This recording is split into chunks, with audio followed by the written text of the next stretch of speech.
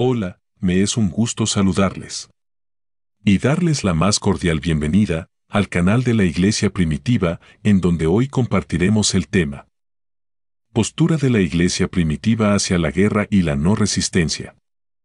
Quizás haya 2 docenas o más de preguntas que acompañan a esta afirmación, pero todas ellas pueden responderse con una sola respuesta, una simple enseñanza salida de la propia boca de Jesús: amad a vuestros enemigos. Históricamente, la Iglesia primitiva no fue resistente, lo que significa que no participó en la guerra a través del servicio militar ni de cargos políticos. De hecho, tomaron las enseñanzas de Jesús sobre amar a tus enemigos tan literalmente que enseñaron que a un cristiano se le ordenaba poner la otra mejilla cuando alguien lo abofeteaba. ¿Alguna vez te has preguntado por qué la Iglesia primitiva nunca tomó represalias cuando fue perseguida por el gobierno romano? Esta es la razón por. Alrededor del año 350 todo esto cambió cuando el emperador romano Constantino abrazó el cristianismo y comenzó a influir en los procesos de toma de decisiones de la Iglesia. Hasta el año 350, la Iglesia primitiva fue la perseguida. Sin embargo, cuando Constantino se convirtió, promulgó un edicto que efectivamente convirtió a la Iglesia en perseguidora. La nueva ley de Constantino declaraba que cualquier persona considerada hereje por la mayoría de la Iglesia debía ser asesinada. Entonces, ¿por qué fue este un punto de inflexión en la historia de la Iglesia primitiva? Porque marcó un punto en el camino donde la Iglesia primitiva se apartó de las sencillas enseñanzas de Jesús en Mateo 5, 6 y 7. Las enseñanzas de amar a tus enemigos, enseñanzas que la Iglesia primitiva había sostenido anteriormente incluso en las persecuciones más feroces. Sin embargo, con la influencia del nuevo edicto de Constantino para matar a los herejes, la Iglesia dio un giro brusco de amar a sus enemigos como lo hizo Jesús, a matarlos como lo hizo Pilato. Cuando continuamos mirando la historia de la Iglesia primitiva, podemos ver otra rampa de salida que aleja a la Iglesia primitiva de las enseñanzas de Jesús sobre la no resistencia. El conductor que llevó a la Iglesia primitiva por este nuevo camino fue un teólogo llamado Agustín de Hipona. Antes de que Agustín se convirtiera al cristianismo, formaba parte de la fe maniquea, una religión que enseñaba una forma extrema de dualismo, la idea de que el bien y el mal son poderes iguales. Como resultado de esta enseñanza, los maniqueos creían que el cuerpo y el espíritu eran dos seres separados e independientes uno del otro. ¿Por qué mencionar esto? Bueno, porque afectó la forma en que Agustín entendió y enseñó las enseñanzas de Jesús. Agustín escribió: se podría suponer que Dios no autorizó la guerra por lo que el Señor Jesucristo enseñó, diciendo: os digo que no resistáis al mal. Pero si alguno te golpea en la mejilla derecha, vuélvele también la izquierda. Sin embargo, la respuesta aquí es que lo que se requiere no es una acción corporal, sino una disposición interior. El Señor requiere paciencia cuando dice: si alguno te golpea en la mejilla derecha, vuélvele también la otra. Esto puede ser en la disposición interior, aunque no se manifiesta en acciones corporales ni en palabras. De Agustín, capítulo 75, los padres antenicenos. Era como si Agustín estuviera diciendo: es perfectamente aceptable matar a tu enemigo, siempre y cuando lo ames mientras lo haces. Pero, ¿cómo puedes amar a alguien y apuntarle con una pistola a la cabeza? ¿Cómo puedes separar tus acciones corporales de tu disposición interior? Lo que Agustín enseñó fue definitivamente un desvío brusco del camino angosto y un giro que iba en una dirección completamente diferente de lo que la Iglesia había creído y practicado históricamente. ¿Cómo sabemos esto? Porque podemos leer lo que creían los cristianos de la Iglesia primitiva y cómo practicaban las enseñanzas de Jesús.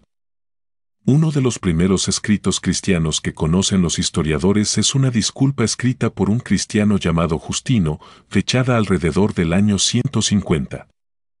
Justino escribió al gobierno romano que perseguía a los cristianos: solíamos odiarnos y destruirnos unos a otros, y se negó a asociarse con personas de otra raza o país. Ahora, gracias a Cristo vivimos junto con esas personas y oramos por nuestros enemigos. Primera disculpa de Justino, capítulo 11. Otro escritor de la Iglesia primitiva llamado Cipriano escribió: estamos dispersos por todo el mundo con el horror sangriento de los campamentos, puestos militares. El mundo entero está empapado de sangre mutua.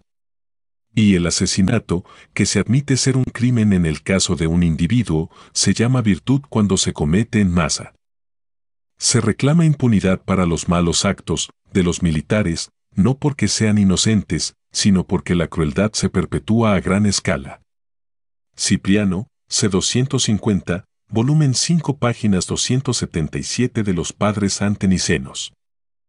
Un cristiano de la iglesia primitiva que vivió a principios del año 300 llamado Lactancio escribió: si todos derivamos nuestro origen de un hombre a quien Dios creó, claramente somos todos de una sola familia. Por lo tanto, se debe considerar abominación odiar a otro ser humano, por muy culpable que sea. Por esta razón Dios ha decretado que no odiemos a nadie, sino que debemos eliminar el odio, para que podamos consolar a nuestros enemigos recordándoles nuestra relación mutua. Porque si a todos nos ha dado vida el mismo Dios, entonces ¿qué otra cosa somos sino hermanos? Porque todos somos hermanos, Dios nos enseña a nunca hacernos el mal unos a otros sino solo el bien, dando ayuda a los oprimidos, y padeciendo dificultades, y dando de comer al hambriento. Lactancio, Institutos Divinos, libro 6, capítulo 10. Casi todos los escritores de la iglesia primitiva que enseñaban la no resistencia respaldaron sus creencias con el martirio, demostrando que estaban dispuestos a morir antes de quitarle la vida a otra persona. Sin embargo, para Agustín la historia fue completamente diferente. Agustín formuló lo que comúnmente se conoce como la doctrina de la guerra justa, una enseñanza que intenta justificar la guerra si se cumplen ciertos criterios. La doctrina de la guerra justa de Agustín iba de lleno en contra de lo que Jesús dijo en Mateo 5, habéis oído que se ha dicho, ojo por ojo y diente por diente, pero yo os digo que no resistáis al malvado. Si alguien os abofetea la mejilla derecha, vuélvele también la otra. A diferencia de los cristianos audaces que le precedieron, Agustín nunca dio su vida por la fe, y su teología no parece sugerir que él tampoco estuviera dispuesto a hacerlo. Quizás no estaba dispuesto porque vio que las enseñanzas de Cristo iban a requerir más de lo que él estaba dispuesto a dar. Quizás como muchos otros, Agustín no quería seguir las enseñanzas de Jesús y poner la otra mejilla, así que simplemente creó una teología que lo sacó de allí. En consecuencia, también dio a otros una oportunidad de escaparse. Con la doctrina de la guerra justa de Agustín, la iglesia primitiva tenía una nueva hoja de ruta que eventualmente la conduciría hacia eventos como las cruzadas británicas, las inquisiciones europeas y muchas otras atrocidades lideradas por los conquistadores católicos españoles. En consecuencia, estos eventos harían que el mundo se preguntara por qué el cristianismo que habla tanto sobre el amor y el perdón no hará lo mismo. ¿Es toda esta historia suficiente para convencerte de que un cristiano debe amar a sus enemigos? Quizás no, pero ¿qué vas a hacer con lo que dijo Jesús, amad a vuestros enemigos?